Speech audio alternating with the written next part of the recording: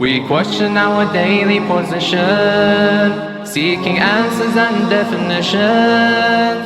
Get the queries off your chest with Ahkam SOS.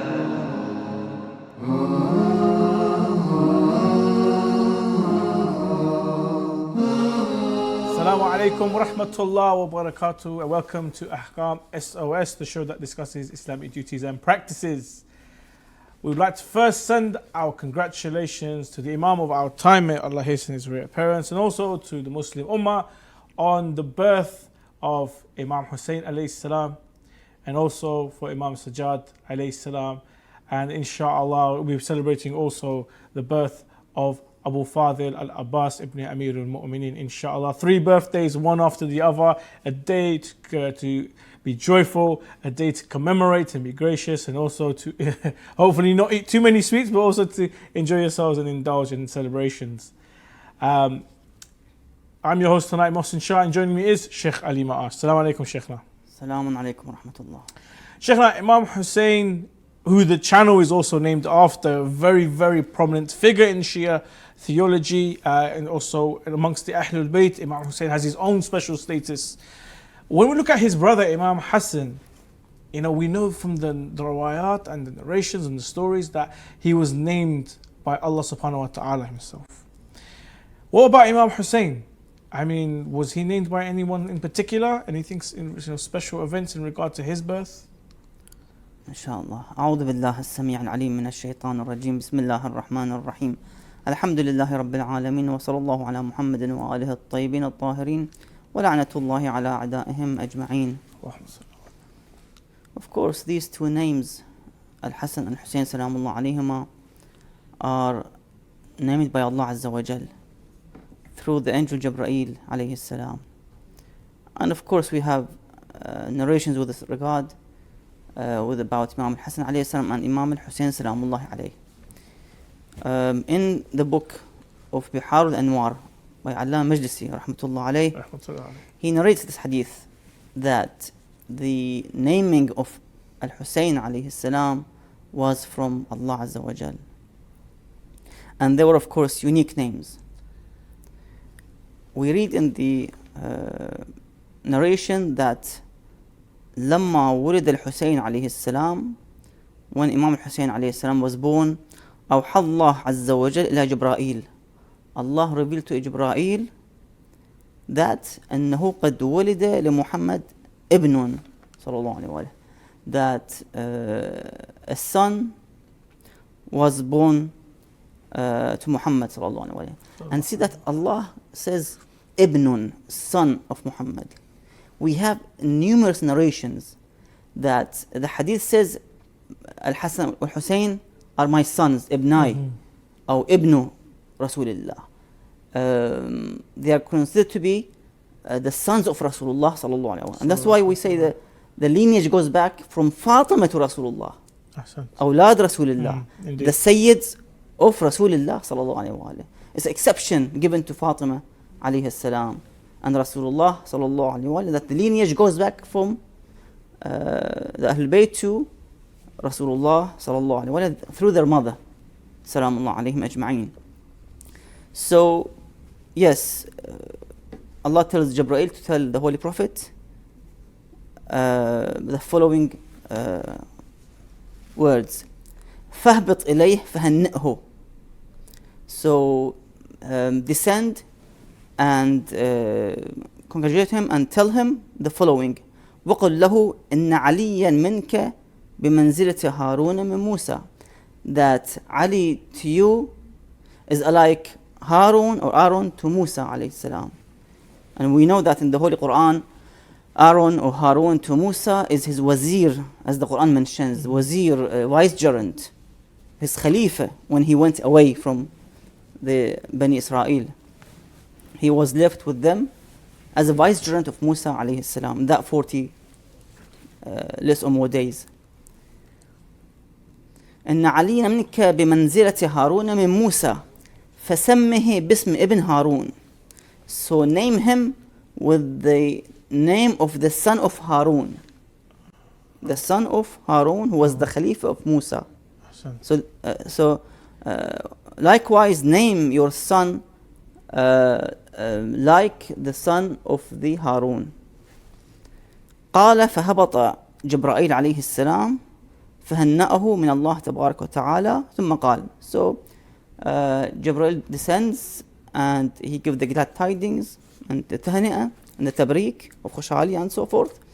And then he says to the Prophet sallallahu alayhi wa alayhi, إن علي منك بمنزلة هارون من موسى. That Ali to you is like Musa, Harun to Musa. In other words, Ali is the vicegerent of Rasulullah sallallahu alayhi wa sallam. Ali is the Khalifa of Rasulullah sallallahu alayhi wa sallam. Without any gap, without any distance, straight away. After Rasulullah is Ali alayhi salam, nobody else. And whoever declares that it's other people than Ali alayhi salam and it's not Ali, then they are not really understood Islam properly. And they're not on the right path. إن عليا منك بمنزلة هارون من موسى فسمه باسم ابن هارون. So name him with the name of the son of Harun. قال صلى الله عليه وآله وما اسمه. What was his name? The Prophet says. قال Jibreel said Shubayr. His name is Shubayr. Of course, Shubayr is in Hebrew. قال صلى الله عليه وآله, the Prophet said لساني عربي. I speak Arabic, or my tongue is Arabic. So I need the Arabic name. قال جبرائيل عليه السلام سمه الحسين. So name him Hussein. فسماه الحسين. So he named him Al-Hussein عليه السلام. Of course, this is something from Allah Azza wa Jal. We have to understand that these are exceptions given to exceptional individuals that Allah have ever created. The best of the best. The best of the creation. The blessed of the creation. That Allah Azza wa Jal himself named these individuals. We have to understand how these people are so individuals, possess such a high status in this creation, not within the Arabian Peninsula or within the Muslims, no, in the whole creation, from the beginning of the creation to the end of the creation, that they are the best, they are the chosen, the Mustafa, the chosen, the selected ones. In another narration, again with regard to the birth of Imam Al-Hussein alayhi salam, the Prophet says to Asma, who was serving Fatima alayhi salam, as soon as Imam Hussein was born, he said to Asma bint Umays, Ya Asma, halummi ibni. Oh Asma, bring my son.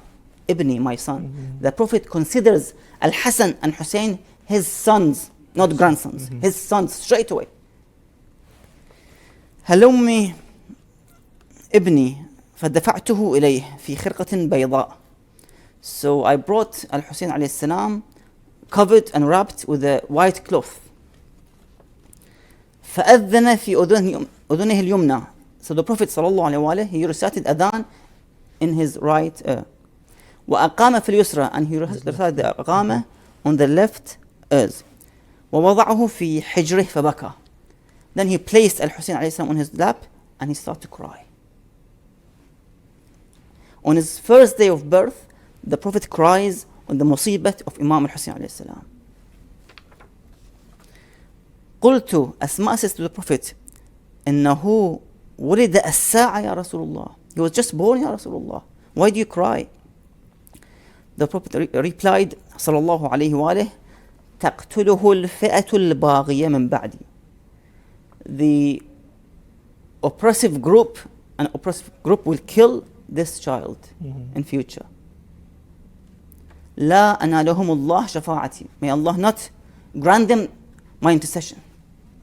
So those who participate in killing Abi Abdullah al-Hussein alayhi salam in Karbala will not be granted the shafa'ah of Rasulullah, even though if they say we are Muslims, we believe in Allah, and they used to pray as well. They prayed in Ashura, they had their own jama'ah. Imagine, they will never ever see the paradise or even the scent of paradise.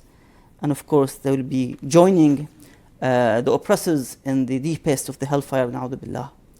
So Imam Hussein salamullah alayhi, of course, was remembered for his masa'ib and for his calamity on the first day of his birth, the very first moments of his birth, that Ahlul Bayt, Rasulullah sallallahu alayhi wa cried on him. So we take the sunnah of Rasulullah by crying on him on the days of Muharram and Ashura and Arba'in as well. We lament him as the Prophet lamented him, sallallahu alayhi wa alayhi. This is the sunnah of Rasulullah. And this lamentation or the cry is mentioned in the books of Ahlul Sunnah, the Sahah. If you go back to some of the Sahah, it mentions that the Prophet cried on his son Al-Hussein alayhi salam when he was born. So we follow the sunnah of Rasulullah. If somebody doesn't like this sunnah, then it's up to them. If they don't follow the sunnah of Yazid and Muawiyah, it's for them. May Allah be, take them to wherever they go with Yazid and Muawiyah. So we follow Rasulullah sallallahu alaihi wasallam and his pure family, sallallahu alayhim, and may Allah grant us and the brothers and sisters who couldn't make it for the past few months and the past year, the ziyarah of Karbala, inshallah, that we get the opportunity to be granted the ziyarah of Ibn Abdullah Hussein salamullah alayh and Al-Abbas alayhi salam very soon, inshallah. Inshallah. Excellent, Shaykhna. Thank you so much. We're going to go to a short break. Join us after the break, inshallah, as we discuss on Ahkam SOS. Assalamu alaikum wa rahmatullah wa barakatuh. Assalamu alaikum wa rahmatullah wa barakatuh. Welcome to Ahkam SOS, the show that discusses Islamic duties and practices. Now, this is a live show. If you have any questions you'd like to send in, please send them via the WhatsApp. The email address ahkamsos@imamhussein.tv, or alternatively, give us a call here 0203 515 0199. Inshallah, me and the Shaykh will be able to answer your questions. Assalamu alaikum, Shaykhna. Assalamu alaikum wa rahmatullah. Shaykhna, traveling, as you are aware, makes our salah qasr. Now, if I'm traveling, I'm a traveler, and I'd like to pray dhuhr, asr, or isha, 4 rakat prayer. I'm praying my salah, I do the tashahhud, and I get up and I begin my 3rd rak'ah. This is a 4 rak'ah prayer. I should be finishing in 2. I get up to do my 3rd rak'ah, and then I haven't performed my ruku. I probably recited Surah Fatiha and another surah. In this situation, what do? I haven't performed the ruku. Can I go back down and finish the prayer off, or do I have to, avoid the prayer and start again? How does it work? Bismillah ar-Rahman ar-Rahim. Well, it is mandatory for the one who is in the state of safar or traveling, who has forgotten to perform his salah in 2 rak'ah for the 4th rak'ah salah, such as dhuhr, asr and isha.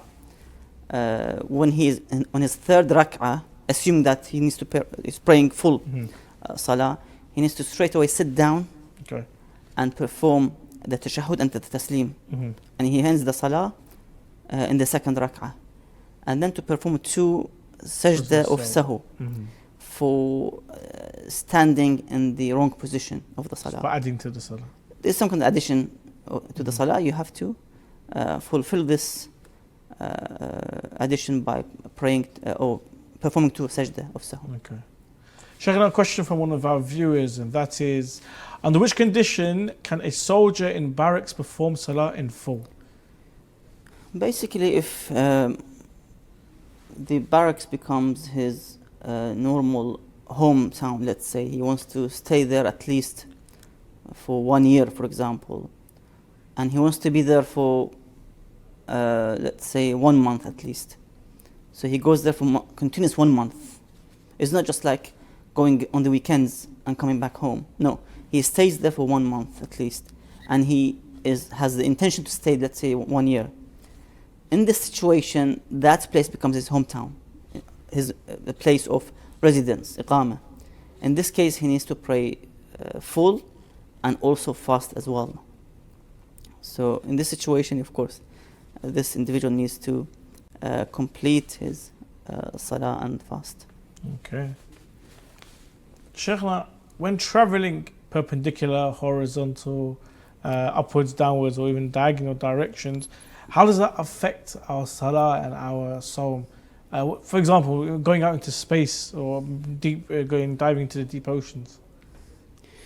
You see, the rule for traveling on the ground, earth, same thing with traveling in space or down the sea. As long as you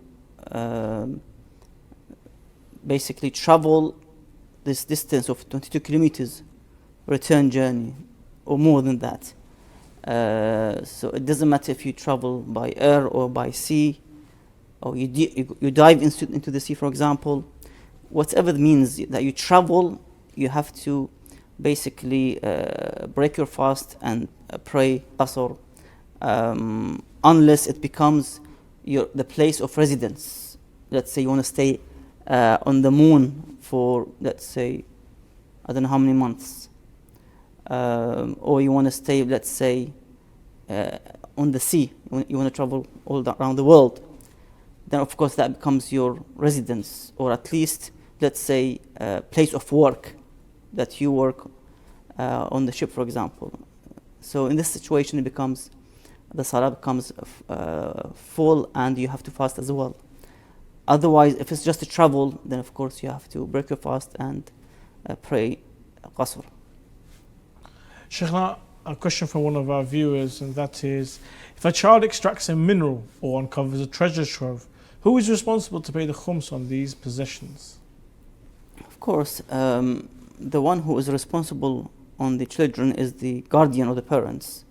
So they need to arrange for the payment of khumus for what child possesses, as in obligatory precaution, ihtiyat wujubi, that they have to pay for it. Shaykhna, when we have a divorce and two witnesses are normally required, according to his eminence, the Grand Ayatollah Sayyid Sistani, can two people be present but not in physical form, but maybe over the phone or something like that?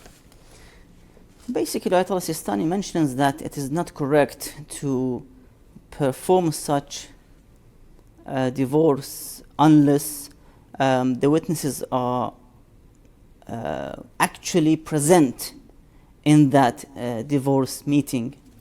Two male witnesses to be there, literally, and witness the process and the procedure of the divorce and talaq at the same time. You see, Islam tries to make the process of divorce a bit difficult and complex, just to avoid people divorcing and taking things easy. Unlike the marriage, so easy that you can do it yourself with the opposite gender, and within a few seconds you're halal as your wife, for example. So the divorce is one of the على كل حال, as they mentioned, that أبغض الحلال, one of the most hated halal in Sharia, or undesirable halal in Sharia, in which discouraged, but it's some kind of a cure to a social problem, of course. Indeed. It's there to basically save the two sides from living in a hell somehow, in some situations. Shaykhna, is it permissible for a man to uncover parts of his body which may seem immoral, especially in front of a nah mahram, someone he can legally marry? For example, sometimes they walk with their no shirt on, or if they're in their underwear or so forth. Their private parts are still covered, but it's just sometimes it seems a bit inappropriate. What does Islam have to say about this? Well, it is not permissible if it's an indecent way of looking, in terms of appearing in public in front of the opposite gender, especially. So the one should avoid it, of course. What about fashion shows and stuff? There's models that walk up and down who are, may seem to have been dressed immorally. Are ladies allowed to view men who maybe have, their shirts open and certain parts of their body showing and so forth? Yes, for the ladies to see other ladies in a fashion show, or a wedding, for example, that's fine, it's permissible, just to avoid the haram scenes or the acts in which might be committed somehow. So if there's a last temptation and so forth, they have to avoid it. But overall, they're allowed to look at each other's, in terms of the... Fair enough. Shaykhna, a question from one of our viewers, and that is it permissible to look at a lady whom one has decided to marry without her permission? Yes, it is permissible to look, just to avoid the lust and to be genuine, looking forward to marry this woman. So there is a good intention that he wants to marry this woman. He can also talk to her, for example, with this regard, that his intention is that I want to marry you, for example, that's my situation, to explain his situation, his profile, in other words. Because some brothers have sent message that, how could we, start a conversation without aqd, with the opposite gender, when you say it's haram. We say haram when it comes to, relationships, friendship. That is the haram. That you go out with her to the cinemas, to, trips maybe, to the cafes and so forth. That's haram. That becomes some kind of friendship. The best way is to talk with the presence of, let's say, somebody else in an open place, a public place, for example, where you're not locked alone in a house, for example, or a room, and that's fine. Without, in terms of the lust and temptation, without that as well. I see. Shaykhna, inheritance. Now we have a situation here where someone has inherited a house from their late parents. Now, if let's say there's two sisters, and one says that, I gift you my inheritance. So there's a house inherited. I give you my share of the house. So one says thank you for the share and decides to live in the house. 18 years have passed. Can that sibling request their share back or not? His Eminence, the Grand Ayatollah Sayyid Sa'id Hakim, he mentions this in his Risala Amaliyah. What does he say? The Sayyid mentions that it is invalid to undo the gifting. As soon as you give someone gift, that becomes, and he takes that item. So the transaction. Exactly. The transfer has been made, that's it. It becomes his possession. You can't take it back. Physically they've received that money or item or possession, then you can't do anything. It's theirs, that's it. Fair enough. They own it now. Shaykhna, we were talking about marriage earlier on, and sometimes people put conditions in marriage. Sometimes the condition can be very serious in terms of a lady being a virgin or not. So, a male could say that I will marry this lady as long as she is a virgin. But later on, during the marriage, they may discover that actually she's not a virgin, or she wasn't one. In this situation, is the marriage still valid? Does it still stand? Or must they go their separate way? How does one, come across, or how does one handle the situation? It is permissible for the husband to annul the marriage contract in this situation, because he wasn't given the correct and the true story behind this lady. In this situation, yes, he has the right to annul the contract. Otherwise, if he wants to, stay with her, then, to accept the situation, that's fine. He can stay with her. Yeah. Does he have to recite anything or anything like that? No, that's fine. It's just. So he just has to make the decision. The niyyah. He gives the consent that she can stay with me. That's it. She can carry on with the situation, and I accept. If he wants to alhamdulillah. walk away, he doesn't have to recite anything. He just tells she remains the lady know and walks away. Wow. Shaykh, a question from one of our viewers, and that is: when an unborn baby dies, at what stage of the development the child needs to be washed before burial? Basically, it is obligatory and wajib to give the ghusl of the deceased child, or the ghusl al-mayyit. If he was or she was in the reaching, this fetus or the baby in the womb has reached the 4 months or more than 4 months, because it is the time in which the ruh comes inside this child. Allah Azza wa Jal, subhanAllah, He creates this spirit, this ruh, this soul inside this baby's or the child's body when he or she reaches the age of 4 months inside the womb. So it requires ghusl, of course. But less than the 4 months, they need to wrap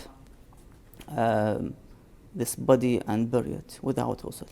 I see. Sheikh, another question from one of our viewers, and that is: can a woman do wudu or ghusl without removing her nail polish? The opinion of Ayatollah Sayyid Sistani, if possible. The Sayyid mentions that it is necessary to remove the polish because it's part of the obstacles. Yeah. which will prevent Yeah. the reach of water to the body. So they have to remove it somehow and then pray or do the ghusl. Sheikhna, when it comes to the criteria and the process of halal slaughtering, the animal shows some movement after it is slaughtered. Can you give an example of a movement? Yes, the blinking of the eyes, for example. We have the movement of the tails, and sometimes you see that the animal's feet would be, hitting the floor, for example. There should be some kind of movement to make sure that the animal is not dead while you are slaughtering it. Because if it's dead, then you can't consume it. Yes, It's meat, it's yeah. haram. So this movement gives us a sign that the animal was alive when it was slaughtered. I see. And halal to consume, inshallah. Inshallah. Thank you very much, Sheikhna. Thank you to all our viewers for joining us on this episode of Ahkam SOS. Inshallah, we'll be back next week here on Imam Hussein TV 3 at 6:30. If you have any questions you'd like to send in, please send it in via the WhatsApp, the email address, or give us a call on Monday, inshallah. We're able to discuss and answer your questions. Continue enjoying the celebrations, and please do not forget us or the channel in your du'as. Inshallah, we'll see you next time. Assalamu alaikum wa rahmatullah wa barakatuh.